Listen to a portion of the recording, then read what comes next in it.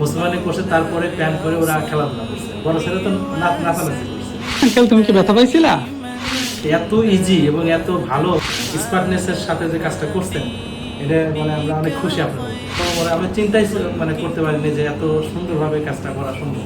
আসসালামু আলাইকুম রহমতুল্লাহ। ওয়ালাইকুম আসসালাম। এই যে আপনারা দেখতে পাচ্ছেন মারুফ ভাই, ওনার দুই সন্তান, একজন হচ্ছে আব্দুল্লাহ এবং আরেকজন আব্দুর রহমান। ওদের কিন্তু আমরা 3 দিন আগেই খতনা করে দিছি এবং আজকে ডিভাইসও খুলে দিব। ওর আব্বুর কাছ থেকে জানতে চাইবো। জি মারুফ ভাই, যদি একটু আপনি এ বিষয়ে বলতেন, আপনার কাছে কিরকম লাগছে? আসলে আমি ওদের এই মুসলমানি নিয়ে একটু ভয় ভয়তে ছিলাম, কারণ সম্প্রতি যে একটা দুইটা ছেলে যে মারা গেল মুসলমানের বিষয়ে, এই জন্য আমরা খুব টেনশনে ছিলাম। প্লাস আমাদের যারা নারী যারা আছে, তাদের আছে, এরাও চিন্তা করে যে এরকম হচ্ছে, কি করা যেতে পারে। তাই আমি খুব টেনশনে ছিলাম এবং বিভিন্ন জায়গায় খোঁজখবর নিয়ে পরে আমি দেখলাম যে আপনার একটা বিজ্ঞাপন দেখে অনেক রিভিউ দেখলাম, তারপরে আপনার সাথে কথা বললাম। তা সব মিলে আমার কাছে ভালো লাগছে বিষয়টা।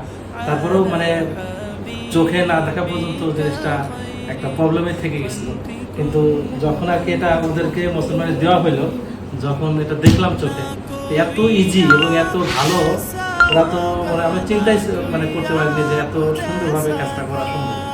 এবং পোলাপানটা মানে সেরকম কান্নাকাটি করে নেই, ভয় পায় নাই, কোনো রক্তপাত হয় নাই, সেরকম খারাপ কিছুই না। ওরা যেদিন মুসলমানি করছে, তারপরে প্যান করে ওরা খেলাধুলা করছে। বড় ছেলে তো নাচানাচি করছে, ঠিক আছে। এবং আমার ফ্যামিলির অন্যান্য যারা আছে সবাই খুব খুশি।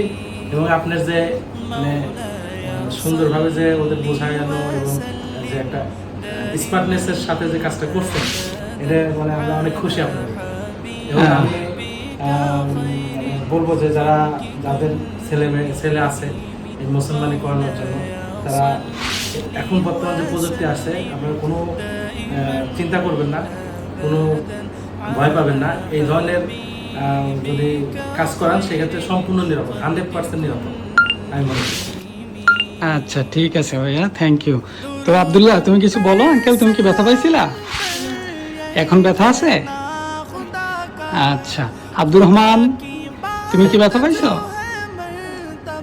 আচ্ছা ঠিক আছে।